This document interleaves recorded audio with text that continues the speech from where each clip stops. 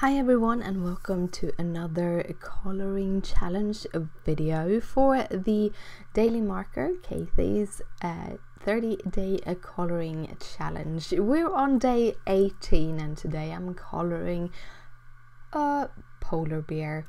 Very cute, but apparently frozen polar bear because he has clothes on. But anyhow, so today I am going to make him white in a different way. If you ever look at ice and snow, you will see that I have usually a little bit of a blue tint, especially if you look at like big glaciers and stuff. So I thought I would take that into my polar bear. I'm starting off by adding a very light shading in gray, just the color number N0 gray, just to kind of figuring out where I want my shadows to go and how much shadows I want to.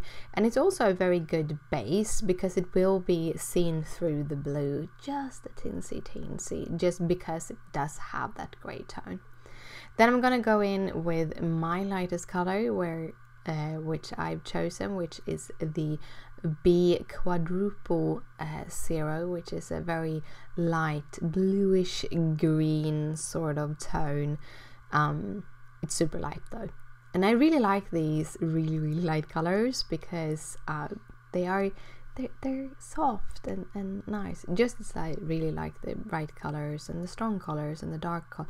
I like color, okay. Anyhow, I'm going in with the B triple 0 as the next step, just kind of building it up. I'm not doing any shadow shading because I'm gonna do that when I'm going from light or I'm gonna do another layer with dark to light. So not much shadowing, but I don't either want it to be very wide.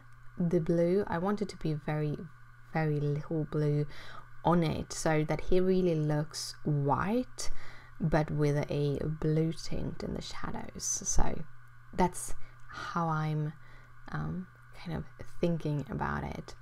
All characters throughout this kind of coloring challenge series, I don't really think about the light sources or the color of the light sources. I'm kind of just thinking about it as white, and therefore all the shades are gray.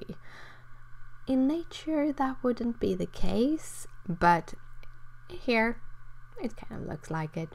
I finished off with this colorless blender to kind of blend in that B quadruple 0, and then I'm making his ears a little bit of a peachy pink with a R00 and a R12. This video today is a little bit of this is how you can do it if you only have a few pens also, because what I'm doing, I'm using my grays to color in the whole clothing, so the shirt, the hat, even the little bow at the top. And I'm using the N grays again, and this is to keep with those tones so that I later can put all the images together if I want to. And I kind of like when I'm working, I kind of like working in the same tone when I'm doing stuff. I have periods of time when I'm using like my E40s, which are my favorite browns, which in periods of time I use way too much, I know that. And then I have other times like now when I just want those blue greens and those pinks to pop, and it's just the only colors I'm working with. Also, it is snowy here in Sweden, it's kind of cold, and the pinks and the blues are kind of what I like. So I'm going in and doing all the shading with the N2 and N4, N2 and N0, and for the last part I'm actually coloring in that little white line, that little reflective light, and just toning it down a little bit with my N0, so it's not stark white. It will also kind of soften the line to make it not too strong. And the last part of the coloring of the grays is the little top thingy, and I'm just doing it as a ball.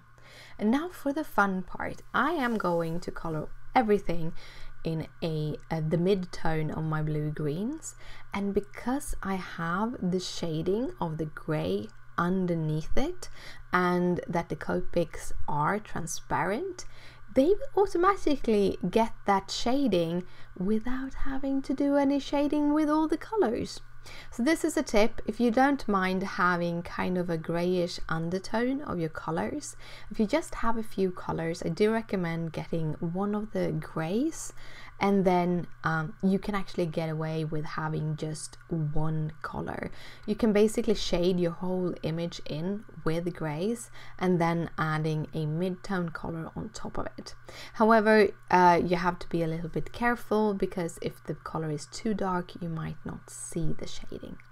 But yeah, this was the video for today. I hope you liked it. If you do, thumbs it up, it means a lot to me. If you have any questions, just comment down below, and if you want to see more videos like this, just hit that subscribe button. Thank you again for watching, and I'll see you later.